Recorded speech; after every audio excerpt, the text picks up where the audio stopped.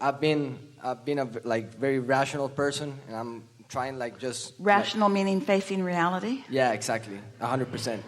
And I know, and I'm believe me, I want so. It's all right. When reality is great, face it.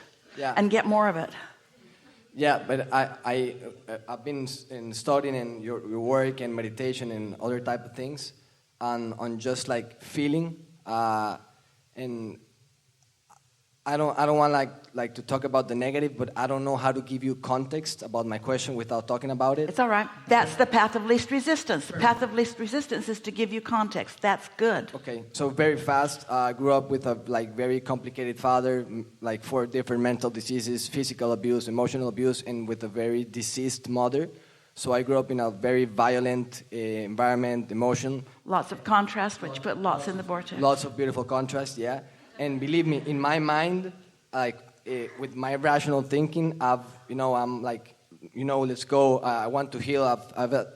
I have like lots of digestive things and issues, and in my mind, and all the things that I've been doing, is like I'm getting out of this. I'm doing all the things. I eat all the organic food, all the diets, all the meditations, like all the courses. I've been like studying and working so hard. I understand, like working so hard. Yeah, it's. We know you do, but you see how that is. You know that. Yeah, that's good. Yeah. So of course I've come to a realization that there's a lot of I have a lot of fear like in my body. Like even though I can be sitting like this, like calm here, sometimes I just. We want to explain something to you. Please do. You don't have fear in your body. Okay. But fear comes when you focus on your body in a way that your inner being isn't focused on your body. In other words, when you focus and then feel vulnerable, when you focus about something that you don't want because your inner being isn't doing that, that's what causes that tension which you are describing as fear. So that's guidance that says, this thought that I'm thinking is the reason for this fear, not my condition. I'm not afraid of this condition. Fear is the response to the contradiction in the way my inner being is looking at my body right now and how I am looking at my body. So I'm looking at my body like it's been happening long enough. It's going to keep happening.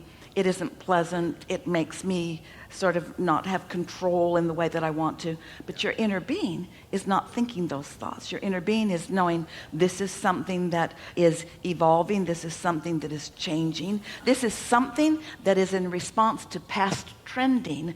Current trending will softly change that. It's like diluting. What do you mean by current trending?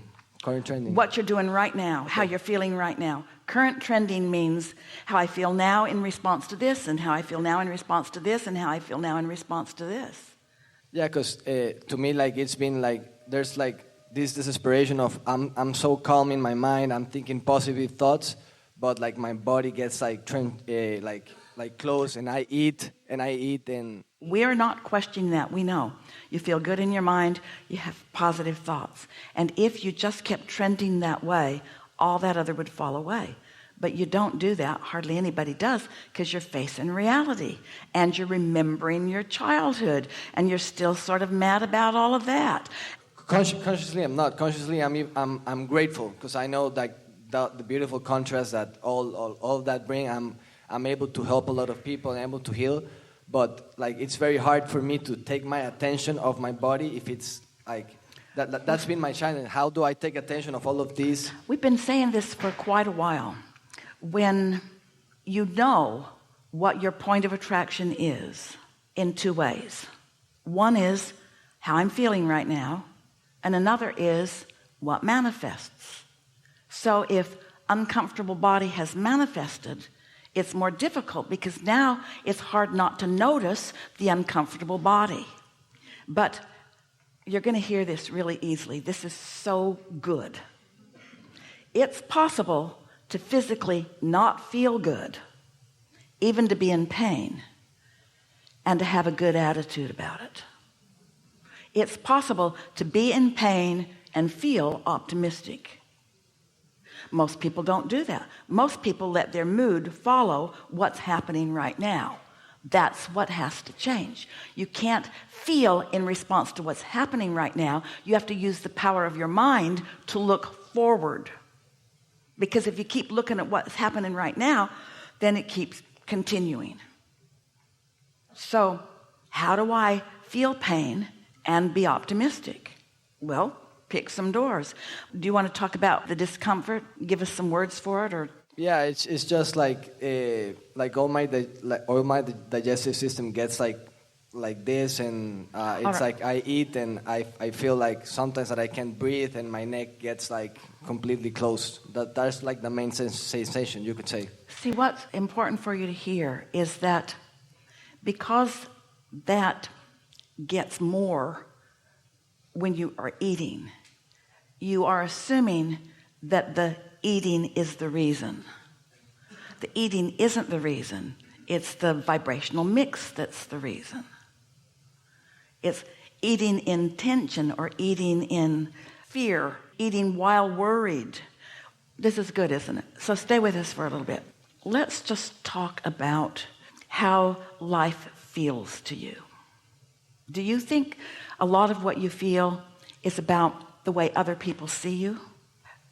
It like all my life, I've been very obsessed with feeling important and significant.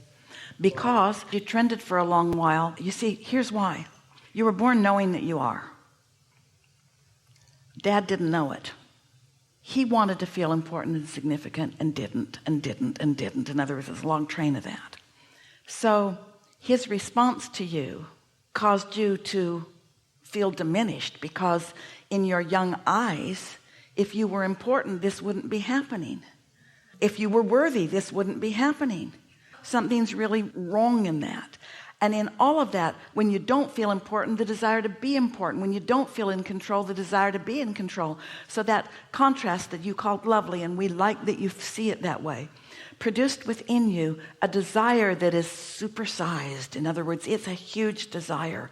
Well, when you've got a big desire like you've got, that started really early in your physical life, a big desire and constant stuff happening that wouldn't let you feel that caused that tension. And that's all that physical condition is about.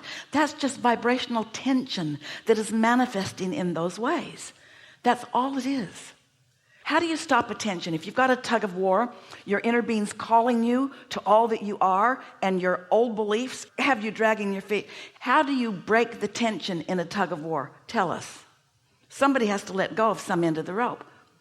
You can't let go of the desire end of the rope. Your inner being's got hold of that end of the rope. You can never let go of that end of the rope.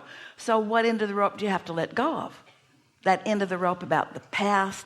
You don't think that you're even consciously thinking that, but it's there, or that tension wouldn't be there.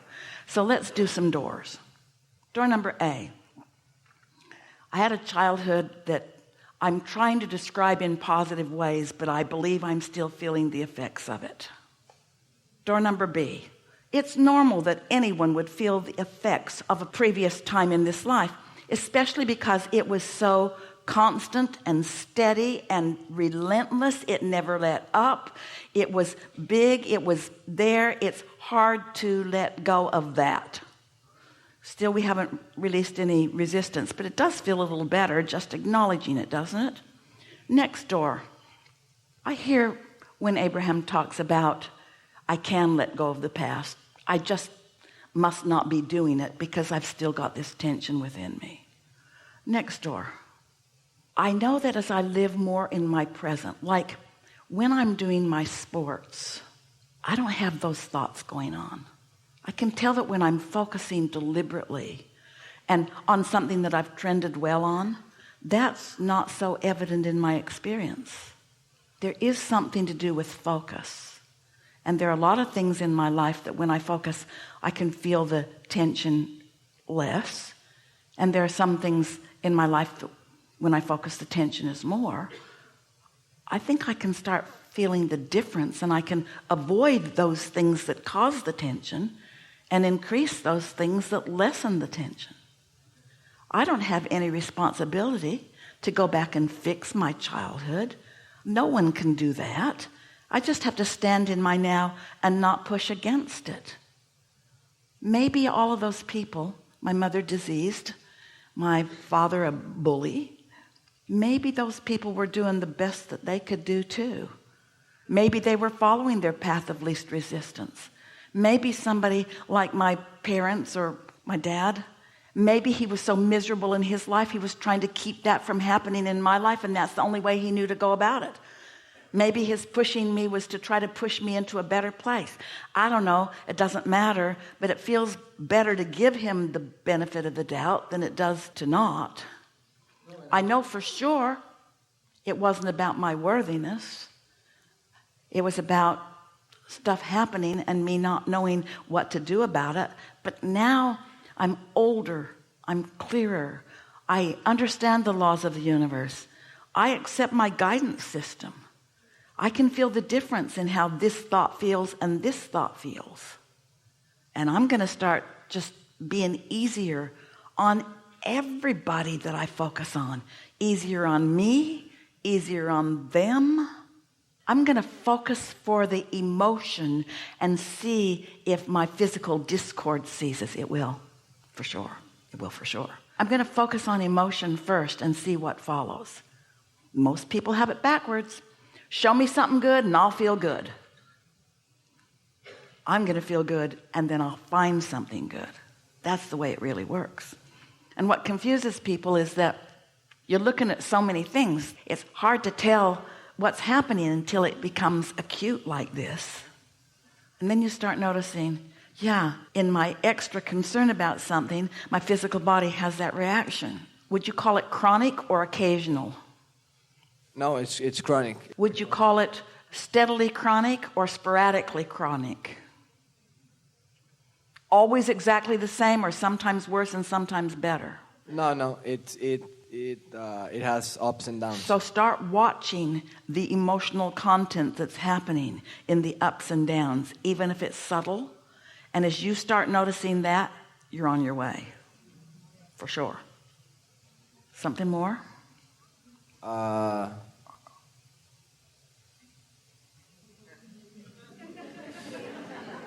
You see, words really don't teach. So you just heard a whole bunch of what you could call Abraham's opinion. So what if it's infinite intelligence? That doesn't matter. Just Abraham's opinion. And none of that matters. What matters is what you show yourself you are capable of.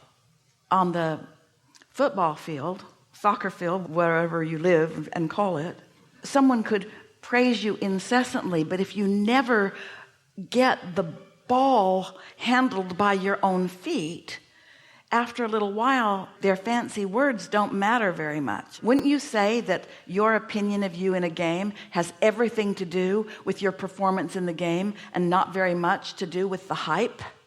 We can say that better so you can hear it better.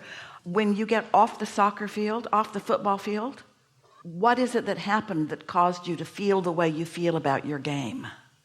That I enjoyed it, that I played good. You played good. You had plenty of action. Mm-hmm. You were alert and aware. You were intuitive about what was happening. You knew where to be. Uncannily, you knew where to be.